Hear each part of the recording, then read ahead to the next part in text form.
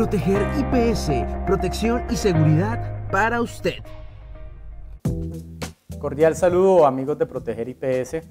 Mi nombre es Javier Rodolfo Celis Méndez, soy fonoaudiólogo, especialista en seguridad y salud en el trabajo. Y el día de hoy vamos a tocar un tema bastante recurrente que nos preguntan nuestros clientes sobre los programas de vigilancia epidemiológica. Específicamente vamos a hablar del programa de prevención de la hipoacusia inducida por ruido. Específicamente todos estos sistemas de vigilancia epidemiológica responden a un riesgo que tengamos establecido en la organización en el caso del ruido o de las patologías que presenten nuestros trabajadores. Son las dos principales fuentes para determinar si debo o no generar un programa de vigilancia epidemiológica. Si de acuerdo a las características de mi organización identifico que hay unas fuentes de ruido, inmediatamente tengo que establecer ese programa de vigilancia para poder prevenir que mis trabajadores no lleguen a padecer de una pérdida auditiva. O dado el caso es que a pesar de que las fuentes en mi percepción no sean tan riesgosas, tenga algunos trabajadores con la patología. En esas dos circunstancias tengo que montar el programa de vigilancia. Pero entonces, ¿cómo montamos el programa de vigilancia? En Colombia específicamente tenemos una guía de atención donde nos indica una serie de evidencia frente a cómo debemos formularlo y cuáles son las mejores acciones para llevarlo a cabo de la manera correcta.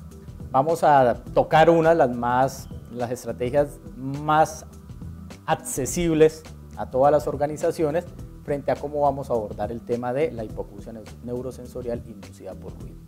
En primera instancia, se debe hacer la caracterización del riesgo como tal. La GTC 45 en su anexo C me indica que hay una manera cualitativa de verificar si las fuentes de ruido son susceptibles de ser medidas, que es una percepción de una conversación a una serie de distancia.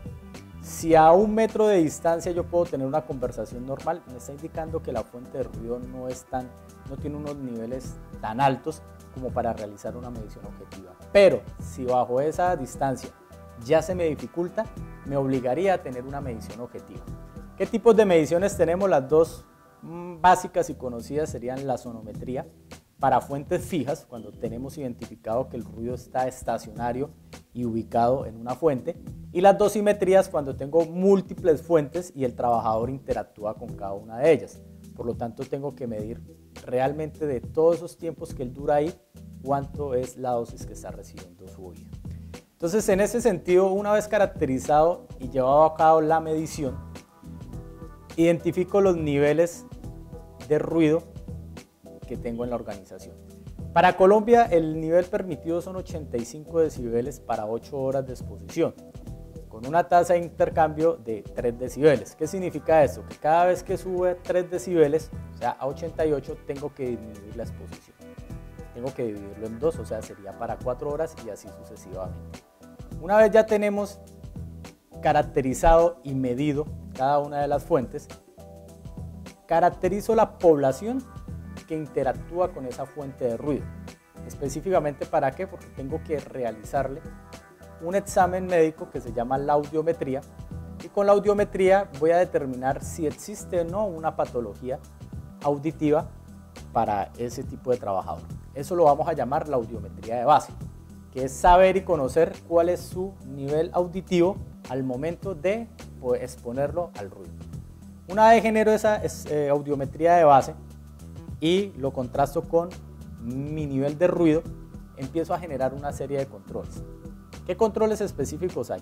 Cuando la fuente me lo permite, cuando es una fuente sonora, de pronto un equipo o algo estacionario, se recomienda siempre la insonorización, que podamos hacer un recubrimiento para que el ruido no salga de ahí. Son los controles en la fuente. En algunos casos, pues las fuentes no pueden ser susceptibles de ser insonorizadas. Entonces, existe la opción de hacer un cambio de tecnología, de pronto adquirir un equipo un poco menos ruidoso, o definitivamente tengo que establecer las medidas administrativas y el control en el trabajador. ¿Qué medidas administrativas? Disminuir la exposición. Si mi nivel de ruido está superior a 90 decibeles, entonces no lo puedo exponer a tanto. Y la más común y utilizada es la protección auditiva, que de acuerdo al nivel de exposición determino que deben usar o protección auditiva individual o la combinación que es doble protección auditiva. Esto lo contrasto con la sonometría. Una vez establezco esos controles, tengo que generar una serie de inspecciones para garantizar que se están cumpliendo cada uno. ¿Por qué? Porque son las medidas que he decidido para proteger a los trabajadores. Entonces, si decido que es una doble protección auditiva, tengo que tener muy fuertes los controles de que ellos lo usen todo el tiempo que están expuestos a ruido, que es una de las prácticas más comunes, es que los trabajadores siempre manifiesten que el tapaoídos le incomoda y que no pueden realizar su trabajo. Entonces ahí empezamos a aumentar el riesgo, porque definitivamente es el control que establezco y mis trabajadores no lo están utilizando. Por lo tanto, entonces el programa de inspecciones se tiene que fortalecer, se tiene que hacer bastante estricto, hacer actividades de sensibilización para lo mismo y pues en los dados casos pues tomar medidas administrativas en el caso de que los trabajadores no lo usen. Entonces tenemos la siguiente parte, que es las inspecciones. Entonces ya vamos en primero, que hice la caracterización, hice las mediciones, hice las audiometrías y ahora empiezo con las inspecciones. Entonces, una vez tengo ya esas inspecciones, la norma me dice específicamente que si yo tengo niveles por encima de 90 decibeles, tengo que hacer una audiometría de control semestral para poder ir evaluando que ese control que yo propuse, sea los tapaoídos, sea la insonorización o la disminución del tiempo de exposición, realmente están siendo útiles. ¿Listo? Entonces están siendo útiles como tal en mi organización. Si a los 6 meses realizo la audiometría de control y veo un cambio y el trabajador está disminuyendo su audición en 15 decibeles, que es lo que me indica, entonces en ese momento tengo que reevaluar mis controles, tengo que establecer qué es lo que está sucediendo, porque no estoy preveniendo la aparición de la hipoacusia neurosensorial por exposición a ruido. Entonces replanteo todos mis controles y empiezo a ser un poquito más estricto frente a eso. Entonces ese es el siguiente paso, establecer esas audiometrías de control. El médico, el fonoaudiólogo, podrá establecer una conducta, muchas veces será que vaya al otorrino, porque pues los oídos los utilizamos todo el tiempo de nuestra vida y no solamente está la dosis de ruido en mi empresa, sino que también en mi vida cotidiana. Entonces es importante poder determinar de dónde está saliendo esa dificultad. Eso se hace a través de los exámenes médicos y la audiometría de control. Ahí establezco específicamente qué es y cómo está la población.